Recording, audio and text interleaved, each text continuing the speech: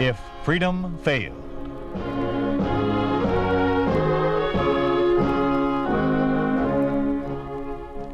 We'd like to take you on a visit to a town that doesn't exist. A town we call Springfield, USA. We'd like to show you how things would be in any American town if communism took over. This is the story of what would happen to the little fellow, the average citizen like you and the man next door. Saphire Anniversary.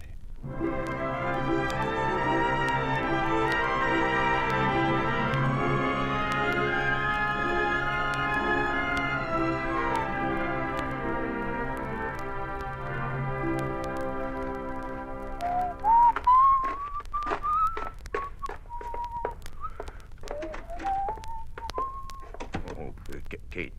Kate, don't move. Don't move a muscle. Morning, Dan. Nice day, isn't it? Kate, I said don't move. I've got to, unless you want burned toast for breakfast. Oh, but Kate, standing by the window with the sun in your hair, making it like silver, well, it was downright beautiful, and I... Full of old springtime blarney, aren't you? Ought to be ashamed a man who's almost 70 acting like a kid. Well, maybe I feel like a kid. It's likely when a man's got a wife who looks prettier than the day he married her 45 years ago, come a week from Tuesday. Oh. A talented woman who makes the best popovers this side of the Rockies. So that's it. Well, you can taper off on the poetry, because there wasn't enough flour for popovers this morning. You'll have to settle for eggs and plain old toast. Go on, sit down. Okay. But I meant what I said. I can prove it. I remembered our anniversary. Oh, say, how's the coffee supply holding out? I guess we can manage a second cup for you this morning. No, thanks. Better save it for George Morrow. He'll be along soon. Hey, that venison George gave us, how much have we got left? Enough for a couple of weeks. Good. You think we could feed 3 or 4 extra for one meal on a certain day come a week from Tuesday? We'll manage it. I'll be very careful. Even if we have to eat a little less afterwards. It'll be worth it. Yes. We'll write John. See if he can bring Viola and little Johnny for the day. You think we can feed George, too? I think so. Oh. Is that you, George? Nobody else. Well, come on in. Come in. Yeah. Looks like I might be in time for a cup of coffee, Yeah, huh? you are. See what you got in that sack. Flour. It's for you. Don't ask me where I got it. Oh, George, that's wonderful. I always thought Santa Claus was an old fellow with white whiskers, but you shaved this morning. George Murray, you can use that flour as much as we can. Yeah, but you can't make popovers with it. Turnabout's fair play. Give me half a dozen eggs every couple of weeks. Besides, we all got to stick together these days. If we don't, we're just as good as dead. George, what a way to talk. Well, what other way is there? Say, did you hear about Joel Hawkins? Well, I know he went to Springfield 3 weeks ago. Is he back? No, never will be. He died in Springfield. Auto accident, they say. But you know, I figured that he was murdered. Why, who'd murder Joel? Everybody liked him. Oh, does a man walk off and leave the best 1,000 acres of farm in the state, stocked and equipped and unattended, all ready for the commies to move in and turn it into one of those what do you call them now? Oh, yes, state farms? Maybe it was an accident, George. Not when Conway takes it over the day before the accident. I don't want to talk about it. I won't believe it's as bad as George keeps saying. Oh, now, there's no need to get worked up, Kate. I was just passing on the news. With your own pessimistic slant. Everybody knows it's too bad the commies got control of the country. So far, they haven't touched anyone but the big people like senators and governors and judges. Oh, they'll get around to everybody in due time. Well, you make it sound horrible, like they were out to kill everyone. Well, it is horrible, I know. Well, maybe. But what about John? He works for them in Springfield and manages to stay happy and raise his family. Family? Well, maybe that's the reason. Where's Blackie? He's waiting for his morning handout, Dan. There's no sugar there. You can get him a carrot, or you'll find turnips in the bin. There you are, Blackie, old boy. Chomp it down. Okay, now go on back to the field. I'll be out soon.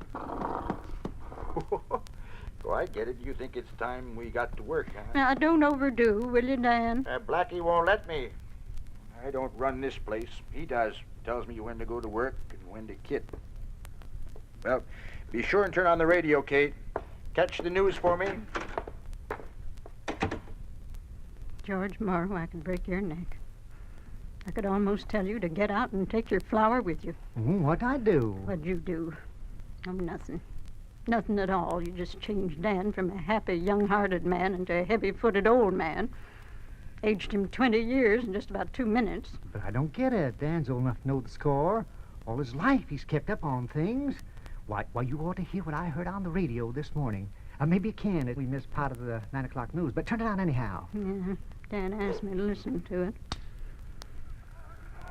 There ought to be enough news left to give you one The earful. directive is to go into immediate effect, and all farmers are cautioned to familiarize themselves with the new regulations. Comrade Kalinsky said that the unfilled quotas for grain, dairy products, and meats were due to a holdover of wasteful and inefficient capitalistic methods of agriculture. Collectivism and state-operated farms will be increased rapidly, with a prime objective, the elimination of the shameful kulak class.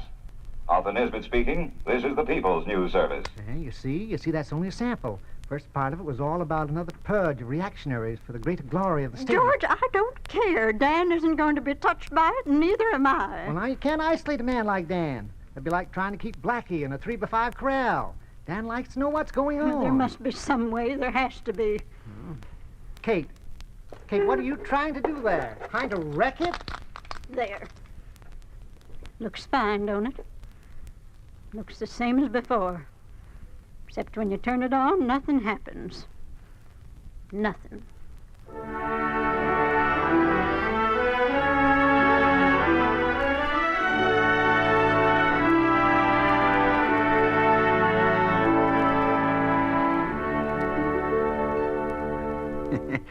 And that's what Blackie did. Kate, that horse is practically human. Next to you, he's the most important member of this household. He's a friend. He's as good a friend as George Morrow. Well, he's cheered you up. I'm thankful for that. Speaking of George, Dan, you mustn't take everything he says seriously. He always is looking on the dark side of everything. Well, let's forget it for now. Did you catch the news for me? I tried, but radio's gone dead. Dead? Well, let me have a look at it. Here. Well, it looks all right. The wires are okay. Oh, here's the trouble, I think. Yup, the power tube is missing. Now, who do you suppose took that tube? Well, it was burned out. I hope you remember the size, because I guess I got disgusted and just threw it away. And here we are, miles and miles from town, no way of knowing what goes on. Well, Blackie and I better get up early tomorrow and ride into Springfield. 50 miles for that? Oh, well, why don't you wait till somebody with a car goes in? No, I've got it. I have to write to John and get the letter down to the crossroads before night. He can bring a tube along when he comes.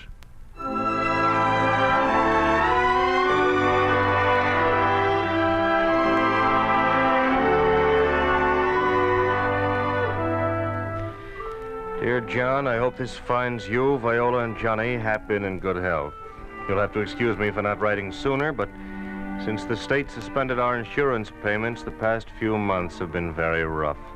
We've had a big readjustment to make, but I'm glad to say we've made it. I guess you'd call it a shaky sort of economy, since it depends on the strength and intelligence of an animal, but when you figure this animal is a certain horse named Blackie, then it doesn't seem so risky. It sounds a little frightening to me, John. It means they actually depend on that horse? Well, honey, there's no choice for Dad. He and Mom have to grow their own food, otherwise they wouldn't eat. Dad's not strong enough for heavy work like plowing and cultivating and hauling, but Blackie is, and that's the economy he's talking about. It still frightens me. Go on, read the rest of it. A week from Tuesday, your mother and I celebrate 45 years of marriage. Our Saphire anniversary. While we don't expect you to bring us a pocket full of star sapphires, we would like you, Viola, and Johnny for the day. The country air will do you all good, and it'll mean everything to us to have the family gathered around the same table once more. When you come, please bring along a power tube for the old radio. We need it desperately because radio is our only contact with the outside world. Unless you count the news that filters fourth hand through George Morrow. Thank you, and don't disappoint us. Love, Dad. Well, Vi, this time we won't disappoint him. I worked right through the last 2 weekends, finishing those new traffic schedules, and the boss is pleased enough to let me have a free day. Well, it's sweet of Dan to ask, but Johnny and I can't go. Can't go? Why not? Because next Tuesday, Johnny's been invited to join the youth group. That great new organization that replaced that capitalistic Boy Scouts, with all the softness and decadence of scouting eliminated, of course.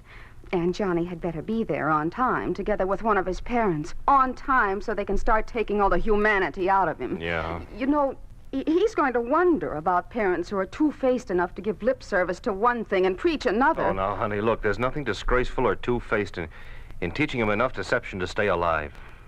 We can give him ideals to keep silently in front of himself.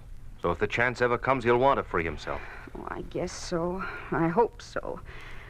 But in the meantime, instead of being out in the country with his grandfather, he'll be here with... Look, Vi, honey, if it'll help any, I'll write Dad and arrange a later date for us all. And I'll go with you to this youth group business. We'll get it over. No. I can manage it. I'm sorry I spilled over. Oh, why shouldn't you? Have to once in a while. John, I want you to go to Kate and Dan. It's their anniversary, and one of us really ought to be there. Yeah, but my place is here with you. Well, yes, but they're getting older, and who knows, this may be your last chance to see them. Later, if we're lucky, all three of us can go and have a holiday in the country. Yeah, if we're lucky. You write Dan tonight. Tell him you'll be there. Yeah, I guess you're right. Well, that radio tube he wants, Vi, I'm a little worried about that. Remember the time we had getting a couple of tubes for our radio? You'd think they were solid gold. Well, at least give it a try. That is, if you won't get in trouble.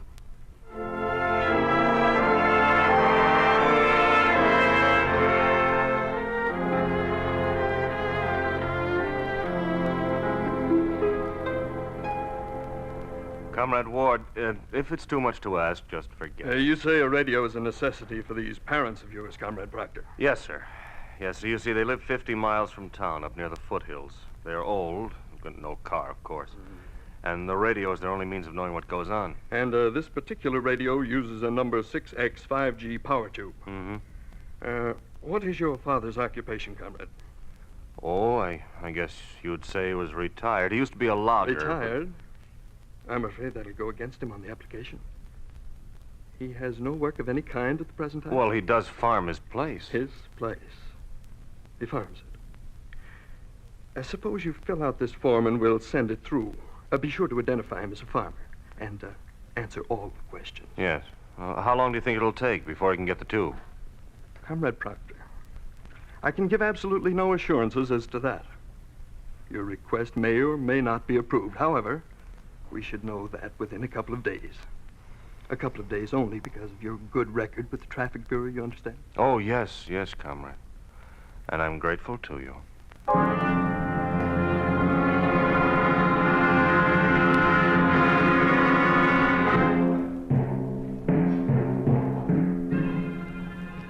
I've checked these applications, Harry, and they seem regular enough. We can send them on. How many times do I have to tell you not to call me Harry around the office?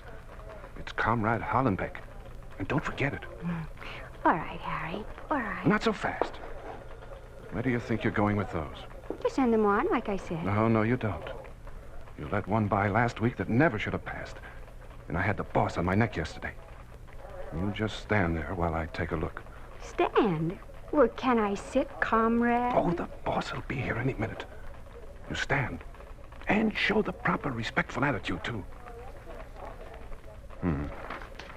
This one's in order. Yes, and this. Say, what's this? All right, which one? This one, knothead. A farmer landowner? Oh, that. Well, what's wrong with it? The guy only wants a radio tube. Only a radio tube. Huh. You missed the point completely. He's a kulak. I've told you at least 100 times. Information given by kulaks goes on 496. And you send that on to Comrade Malenkov's office. And I'm supposed to guess these things? Oh, sometimes I marvel at your stupidity. Sometimes I wonder why I don't get rid of you. You want me to tell you, comrade? No, shut up. Listen, I don't propose to get in trouble on account of you. So you just watch your step. Or your number 96 may end up on Malenkov's desk.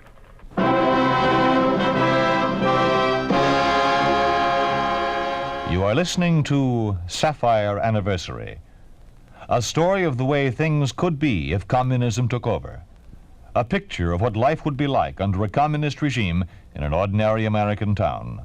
A town we call Springfield, USA.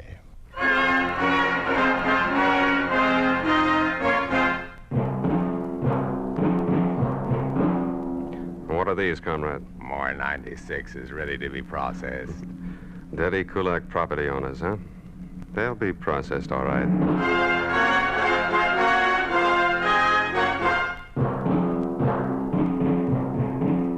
Dan Proctor, age 68. Occupation farmer. Owner of 5 acres arable land, 5-room cottage furnished. 12-year-old black stallion, 10 chickens. No listing of property in Ministry of Agriculture tax records. Impose non-production and kulak penalties. Quadruple tax. Call to the immediate attention of the Office of District Commissar Conway.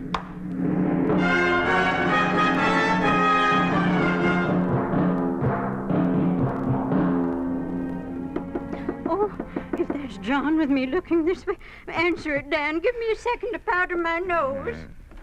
Well, hello, folks. Oh, George. Hey, something smells pretty fine in here. Put your powder puff away, Kate. It's only George. Oh, pardon me. Oh, it's George in a bottle of something. Yep. Happy anniversary, Kate. Oh, You see, I was poking around the cupboard, you see, at my place, and I found this. You know, kind of thought it might, I thought it might rate me a hug, eh, Kate? Champagne, not only a hug, but a kiss. Now, break it up. Now, break it up. Now, say, will you look at this wine? It's from France, yeah, right here, vintage 1935. Oh, George, my. you're a man of iron nerves. How did you manage to keep from touching it all these years? Oh, I'm as a weak-willed as next fella, you know. Just didn't know it was there, that fella. Yeah, George, what's new? You been to town lately? Oh, haven't been to the city. The farther I keep away and stay, the better I like it. You know, I was down to the Crossroads post office just yesterday, and the news is all very bad. Conway's turned into a 2-bit dictator in the best Joe If Stallion the tradition. news is bad, we don't want to hear it. Not today. Oh, yes, that's right. Say, is there anything I can do to help, Kate? Not a thing. The two of you go on into the living room. You keep an eye out for John. Let me know when you see him coming. All right, Kate. If you need anything, call me. Yeah. Seems like old times, all the buzzing around here in the kitchen. Yeah. Hey, speaking of old times, do you remember how to carve a roast? Why, sure I do. Let me see now. You cut with the grain of the meat. Yeah. No, that doesn't sound right now, does it? Let me see now. You cut across, or... Why, Dan, I don't rightly know. And I guess it doesn't matter. Probably John won't know the difference anyhow. Yeah. Oh, hey, somebody's coming. Looks like a state car. Oh, it's John. Kate, he's here. Reach for that powder puff. Hello, Dad. Oh, boy, are you a welcome sight. Welcome home, Johnny. Welcome home. Oh, Dad, and George. It's great to see you looking Johnny. so well. Yeah, that goes double for me, too. Johnny! Oh, Mom. Oh, this is just perfect. Come here this minute and give me a kiss. Oh, Mom. Sugar and spice and everything. Oh, I hope so. Just came from the kitchen. Why, Johnny, where's Viola? Where's little Johnny? Well, they couldn't make it this time, Mom. Oh, that's too bad. I've been looking forward to having them. Oh, but thank heaven you're here. You know, Johnny, for once I've timed a dinner right. I can sit down with the rest of you for a minute. And in the living room, no less. Come on. Tell me, how's family, John? All in good health, George. I'm sorry they couldn't be here, but Johnny was scheduled to join a boys' club. Maybe you can bring him for a couple of days when the school's out. Boys' club? They didn't get little Johnny in that commie youth group. I'm afraid so. Seems to be no way out of it. George, nothing unpleasant today, please. Oh, okay, now I'm sorry. Hey, I guess I almost forgot to say happy anniversary, you two. I hope Vi and I look as well and happy as you two after we've been married Johnny. 45 years. Your mother is one in a million, Johnny. Well, look, just look at her now. Look at her. I swear she gets younger every year. Yes, she does. Yes, you do. And today she looks just like a bride. Don't pay any attention. Come on, let's go in the kitchen. Sit down. Oh, Dad, I brought that power tube you wanted. Here you are. Oh, thanks, John. I really appreciate it. A little thing like that, you'd be amazed at the red tape involved. Forms, requisitions, application. I think sometimes I spend half my life filling them out. Yeah, that's accepted commie technique. Kate, the table looks wonderful. Dan, will you ask some blessing? I certainly will. Father, we thank thee for this evidence of thy bounty. We thank thee for 45 years of happiness. For our son John, our friend George, protect and care for Viola and little Johnny. Amen. Amen. Now, well, who do you suppose that could be just when we're ready to eat? You better answer it, Dan. Yes. You weren't expecting anyone else, were you? No. Well, you better start eating before it gets cold. I didn't have anybody drive in, but I guess you can't out here in the kitchen. Well, start in, please. Your dinner's going to be ruined. Wonder why Dan's taking so long.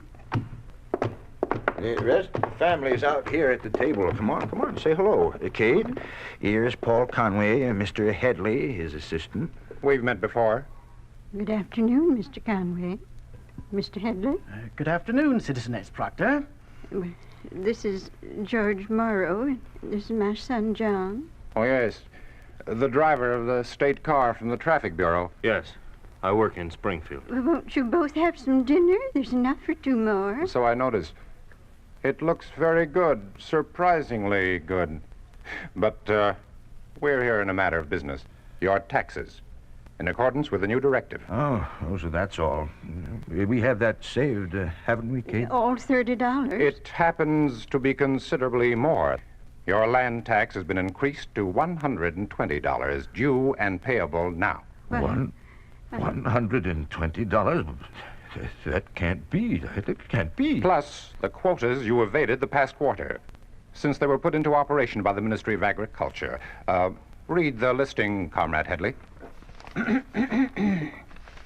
Ministry quotas required and not met. 12 dozen eggs, half the produce of the vegetable plot, 500 pounds of hay, 60 gallons of milk. Penalties for non-production, $400. Rental of state land, $200. Current taxes, $120. Total, $720. $720? Conway, it's impossible. You must know that I have no... Comrade. As a worker in the traffic office, I understand these matters. Seems to me you've confused my parents with someone else. They have very little, barely enough to keep themselves alive. These are the facts, as listed by the office in Springfield. Give me that paper, Headley, Form 96. Yes. Here you are, Comrade. Yes. Name, Dan Proctor. Occupation, farmer. Owner of 5 acres arable land, 5-room cottage furnished, 12-year-old black stallion, 10 chickens. No listing of property in Ministry of Agriculture tax records. Wait, those facts. The exact wording I used. Look, Comrade Headley, how did this investigation start? This crime of tax evasion was discovered with his application for a radio tube. Crime? To want to repair a radio? Is that another new directive, comrades? You said the radio tube that started it? Comrade Proctor, the $720 is due now. Either you pay or face the consequences of default. Which is it, Comrade? I told you, I've got $30. Very well, you won't pay. In that case, we'll be forced to confiscate item 3 on your property listing, the 12-year-old black stallion. But, Comrade, it's not worth $700. We'll take the horse. No, not Blackie. You don't touch him. You hear? Without the horse, we're through. We can't till our land. There'll be nothing to eat, surely. You can see that. And besides, Blackie's like one of the family. I have no choice in the matter. I am a servant of the state. As such, I'm here to discharge a duty delegated to me by the state. But you don't have to condemn them to death. They can't get along without the horse. These people may be your parents, but from the viewpoint of the state, They are capitalist landowners of the kulak class. They have no legal standing. Conway, as a worker for the state, We're all workers for the state. Or should be. Headley, go get that horse. Oh, yes, comrade. No, you don't. You'll have to kill me first. Stand aside, Citizen Proctor. Get your paws off that. I warn you, Proctor, interfering with an official is a crime against the state. All right, I'm a criminal. Dad. Go ahead, Comrade Headley. Get the horse. The rest of you, you'll all be held as witnesses. Proctor assaulted an agent of the state. Comrade John Proctor, you will testify that the seizure of the horse is legal. Otherwise, your official career may be interrupted. Johnny, get some water, cold water. Yes, Mom. Dan, your head is cut. Here, I'll hold him. There, little cold water. All right. There. Kate, where is he? Blackie, help me up. The other one, Headley. He's after Blackie. Johnny, you've got to stop No him. one leaves. You'll all stay in this room. Johnny? There's nothing I can do, Dad. Well, then I can. Dan, wait! Proctor, stop! Stop where you are. I'll shoot the first one who steps off this porch. Conway, please, I want you to listen to me. Oh, there! Oh! Conway, put yourself in my place. Maybe then you'll see. Have you a pet, Mr. Conway, a dog or a cat you're fond of? Yes, a pet. You see, we love Blackie that way, only more so. He's part of us. He's part of the family.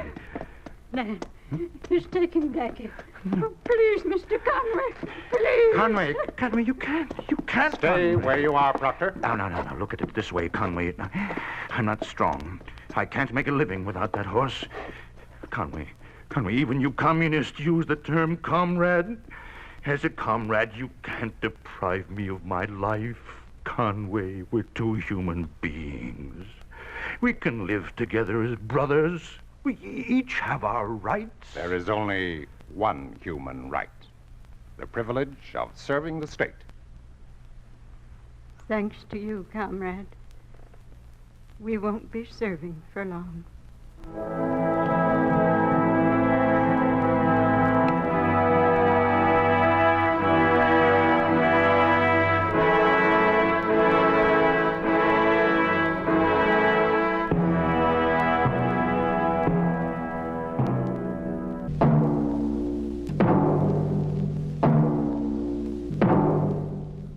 You have just heard a story of what happens to the little fellow under a communist regime.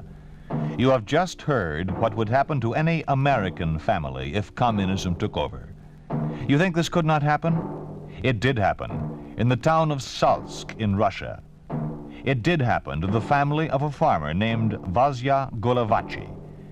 Because of non-payment of taxes, the communists took from the Golovachys the one thing that kept them alive, their cow, and thereby condemned them to death.